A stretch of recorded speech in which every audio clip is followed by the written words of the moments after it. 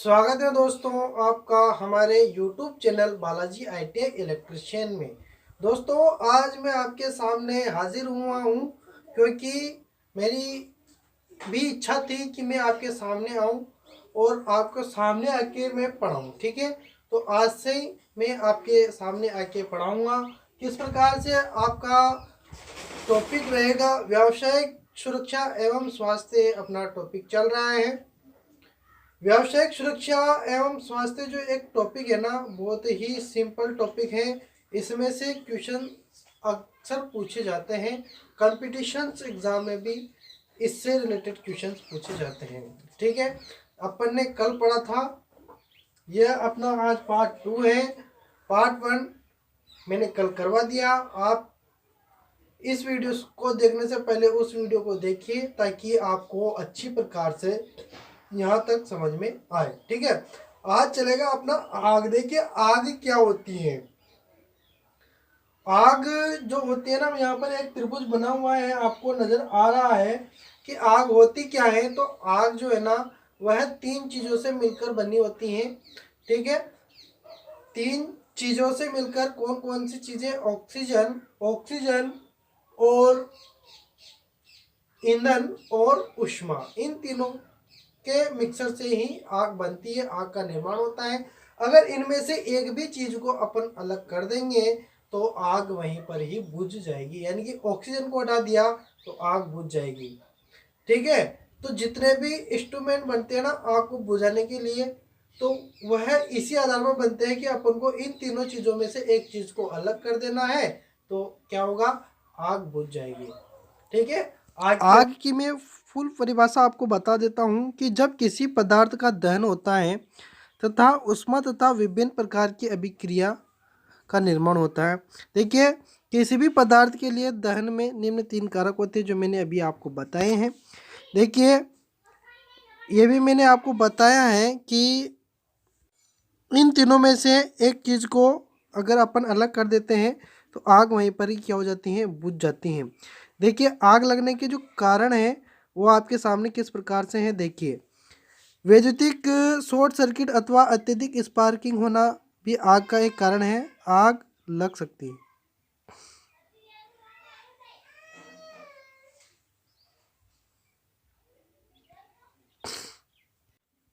आगे है ज्वलनशील पदार्थ की उपस्थिति। जैसे कोई भी ज्वलनशील पदार्थ है वहाँ पर आग लगने का खतरा होता है, जैसे मोबाइल ऑयल, मिट्टी का तेल आदि।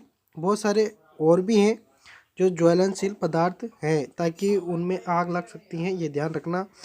जैसे विस्फोट पदार्थों की उपस्थिति होना, सर्दियों में हाथ तापने के लिए लकड़ी के टुकड़े, तेल में भिगा जूट आदि। बीड़ी सिगरेट के अनबुझे टुकड़े लापरवाही से इधर उधर फेंक देना, ये भी क्या होता है? आग लगने के कारण होते हैं। उसको ऊष्मकों में तापमान नियंत्रण की व्यवस्था न होना, जो आग जल्दी से पकड़ लेते हैं उनमें नियंत्रण की व्यवस्था न होना आग की। वेल्डिंग ग्राइंडर का पृथक एवं शीतलन गोदाम में भंडारण नहीं किया जाना, यानी कि कोई ये जैसे वेल्डिंग होती है या ग्राइंडर चल रहा है, ग्राइंडर में भी आग के जो कंकड़ हैं वह निकलते हैं, तो वहाँ पर अगर शीतलन नहीं होगा यानी कि ठंडक नहीं होगा, गर्म चीज़ होगी तो वहाँ पर आग जल्दी लगने का खतरा होता है। ठीक है, तो ये आग के कारण थे जो मैंने आपको बताए। आगे बढ़ते, ये प्रमुख कारण है, वैसे कारण बहुत सारे हैं, किसी भी प्रकार से आग लग सकती है, लेकिन ये जो प्रमुख कारण थे वो आपको बताए हैं। अब देखिए दोस्तों, अब आ जाते हैं अपन आग के प्रकार। आग के प्रकार कितने प्रकार के होते हैं? चार प्रकार की आग होती हैं जिनको चार श्रेणियों में बांटा गया है। श्रेणी ए, श्रेणी बी और श्रेणी सी और श्रेणी डी। देखिए, श्रेणी ए में किन किन से लगने वाली आग आती है? तो लकड़ी, कागज, कपड़ा और जूट, इनसे लगने वाली आग किस में आती है? श्रेणी ए में आती है। इसको बुझाने का उपाय, तो इसको बुझाने का उपाय है शीतल जल, ठंडा पानी डालिए, आग बुझ जाएगी। श्रेणी बी की आग को बुझाने के लिए झाग वाले यंत्र या CO2 कार्बन डाइऑक्साइड वाले यंत्र का उपयोग किया जाता है। मिट्टी का तेल या डीजल, पेट्रोल यानी कि द्रव्य जो पदार्थ होते हैं उनसे लगने वाली आग बी में आती है। श्रेणी सी की आग, यह LPG गैस या सोडियम गैस, जितने भी प्रकार की गैसें होती हैं ना, उनसे लगने वाली गैसें सी में आती हैं। इसको CO2 हेलोन आदि सूक्ष्म रसायन द्वारा बुझाया जाता है। आगे देखिए श्रेणी डी यानी कि विद्युत से लगने वाली आग श्रेणी डी में आती है। क्लास डी, इसको श्रेणी यानी कि क्लास भी बोल सकते हैं, क्लास भी लिखा हुआ आता है, class A, class B, class C, class D. ठीक है, तो CO2 या सूक्ष्म चूर्ण या CTC अग्निशामक यंत्र द्वारा आग को बुझाया जाता है। CTC की फुल फॉर्म होती है कार्बन टेट्रा क्लोराइड। ठीक है, आगे जो टॉपिक है आपका अग्निशमन। देखिए जहां आग बुझाने वाले यंत्र रखे जाते हैं, जहां पर आग बुझाने वाले यंत्र रखे जाते हैं वो अग्निशमन होता है, अग्निशमन। ठीक है, अग्निशामक यंत्र। अब आते हैं टॉपिक अग्निशामक यंत्र। जिसके द्वारा आग बुझाई जाती है वह होते हैं अग्निशामक यंत्र। देखिए कितने प्रकार के होते हैं, तो 6 प्रकार के अग्निशामक यंत्र होते हैं। कौन कौन से होते हैं, तो देखिए एक एक बारी बारी से अपन पढ़ेंगे। देखिए जलयुक्त अग्निशामक यंत्र। जलयुक्त अग्निशामक यंत्र जो होता है श्रेणी एक की आग बुझाने के लिए उपयोग किया जाता है।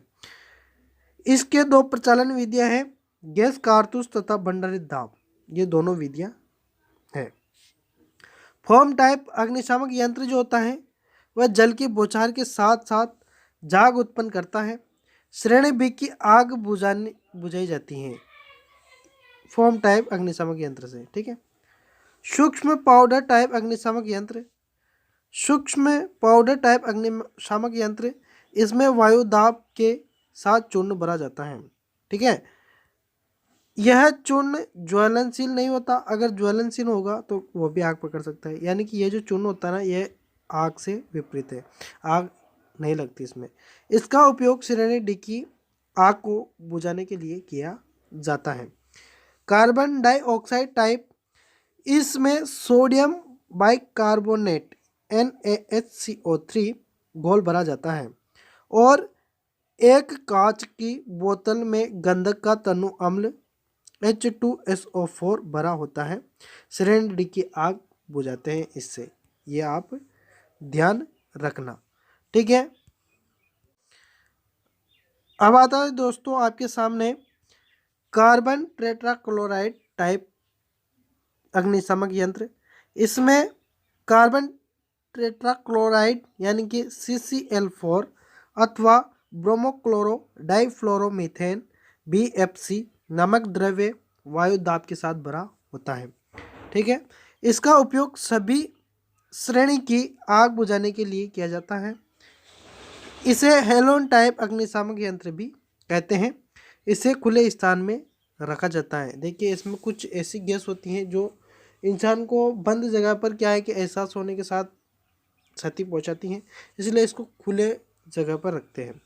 रेत से भरी बाल्टियाँ दोस्तों आपने कभी कभार पेट्रोल पंप पर देखी होगी, बहुत सारी जगह देखी होगी, जो रेत से भरी बाल्टियाँ होती हैं जो रेड कलर में होती हैं, जिनका कलर रेड होता है। ठीक है, तो यह जो बाल्टियाँ होती हैं यह विद्युत से लगी आग को बुझाने के लिए इनका उपयोग किया जाता है।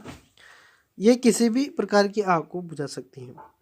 प्राथमिक उपचार सुरक्षा अभ्यास। देखिए प्राथमिक उपचार देना हर जो वर्कर हैं उनको देना आवश्यक है, क्योंकि जब भी एक्सीडेंट होता है तो वो कभी भी हो सकता है। वहाँ पर जिस कंपनी में अगर आप काम कर रहे हैं वहाँ पर चिकित्सक की व्यवस्था न हो तो जो चिकित्सा सामग्री होती है उनको लेकर वह अपना स्वयं का प्राथमिक उपचार कर लें, या अपने किसी मित्र को चोट पहुंच गई है, उसके साथ दुर्घटना हो गई है, तो उसका वह प्राथमिक उपचार कर सकें। इसलिए हर एक वर्कर को प्राथमिक उपचार सुरक्षा अभ्यास होना जरूरी है। ठीक है, कृत्रिम श्वास प्रक्रिया। देखिए जब भी किसी को वर्कर को बीमार होने या दुर्घटनाग्रस्त होने पर उसको सांस लेने में दिक्कत आ रही है, तो सांस दे यानी कि वो जो पीड़ित व्यक्ति हैं उसको सांस देने के लिए 4 विधियां हैं। कौन कौन सी विधियां हैं? सिल्वेस्टर विधि, सेफर विधि, मुंह से मुंह विधि या कृत्रिम श्वास विधि। देखिए चारों विधियों के बारे में अपन बारी बारी से पढ़ते हैं। सिल्वेस्टर विधि, देखिए, सिलिवेस्टर विधि जो है इसका उपयोग तब किया जाता है जब पीड़ित के सीने की ओर छाले पड़े होते हैं। देखिए, सिलिवेस्टर विधि में क्या होता है कि जब पीड़ित को सीने पर यानी कि छाती पर अगर छाले हो जाए, घाव हो जाए, तो उसको पीठ के बल लिटाया जाता है। ठीक है, तत्पश्चात उसकी पीठ के नीचे तकिया लगाया जाता है। देखिए, इस प्रकार से उसको सुलाया जाता है पीठ के बल।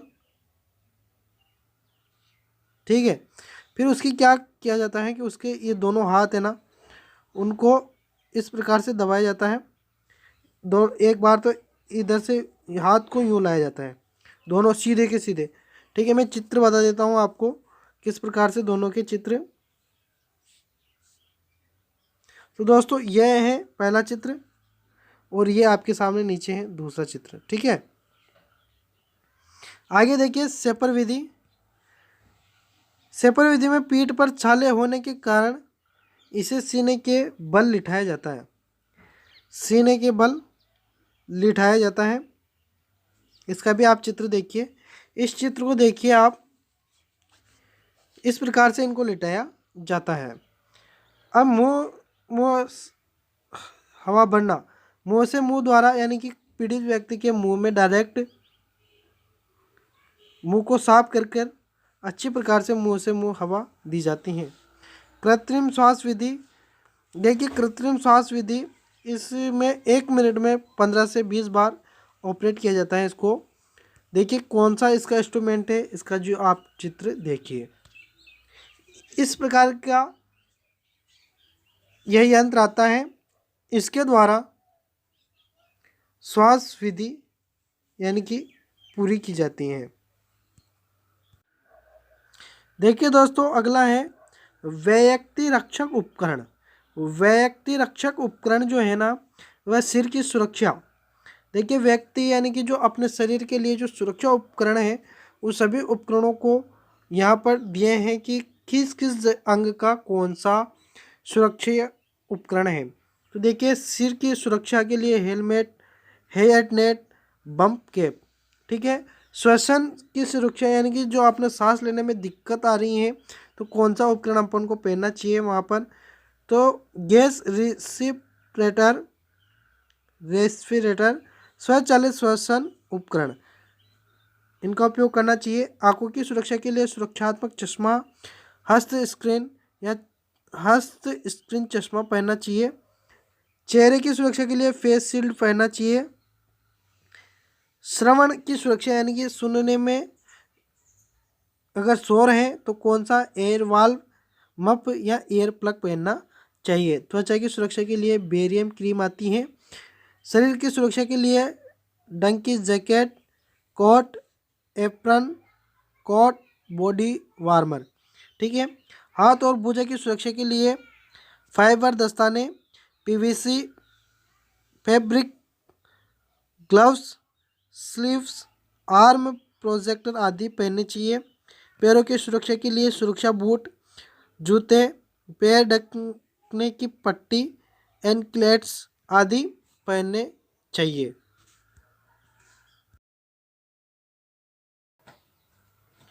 तो दोस्तों, यह अध्याय आपका यहीं पर समाप्त होता है।